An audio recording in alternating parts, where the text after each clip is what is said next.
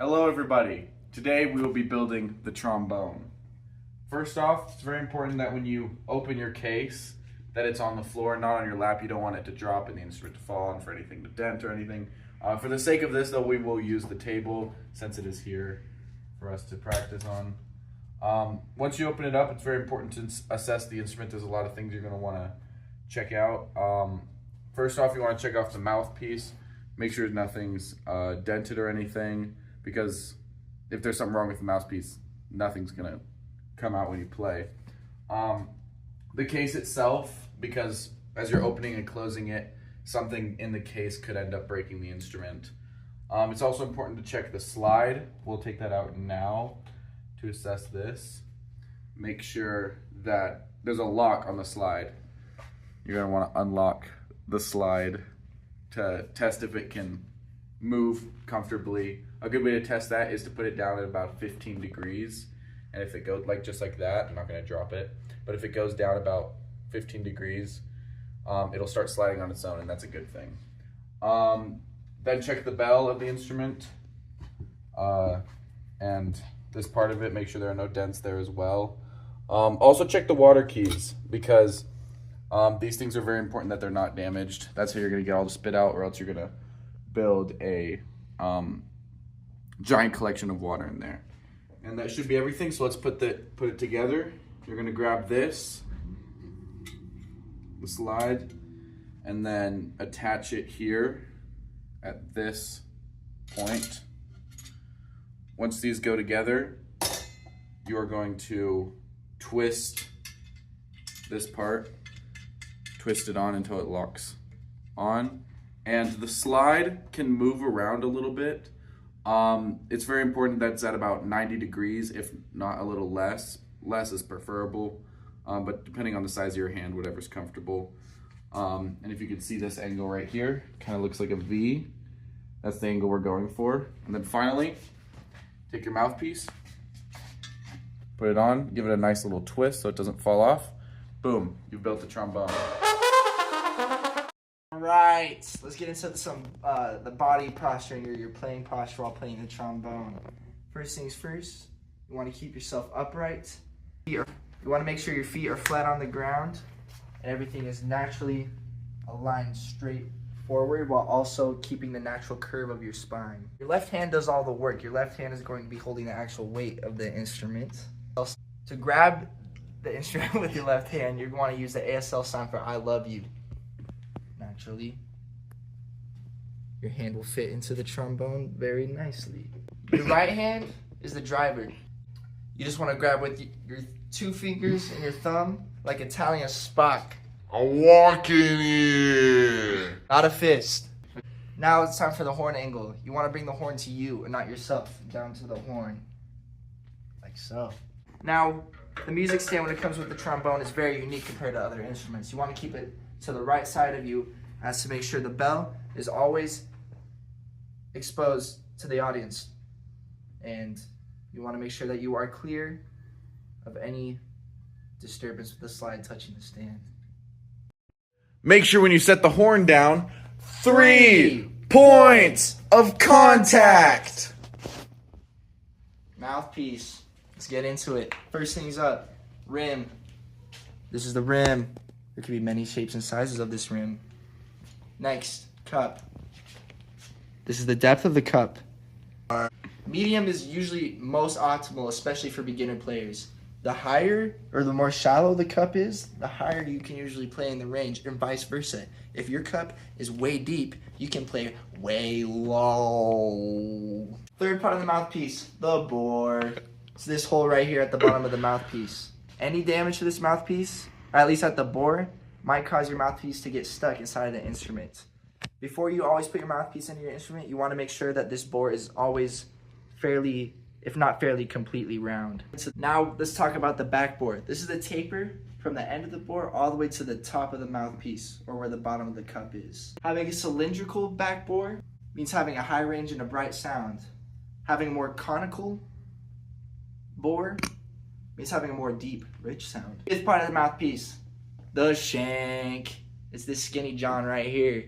This is what actually goes to the receiver of your instrument. Yeah. There are various sizes of the shank, make sure you always coordinate with a reasonable manufacturer to ensure that you get the right shank for you. Let's assess the mouthpiece. First of all, you want to make sure that it's always clean. You don't want any little foodie foods in the mouthpiece. This just gets in your instrument and it's just unsanitary when playing. Again, the bottom of the shank must be round. You don't want to have any gouges on the rim of your mouthpiece. This can cut into the flesh of your embouchure and cause discomfort when playing.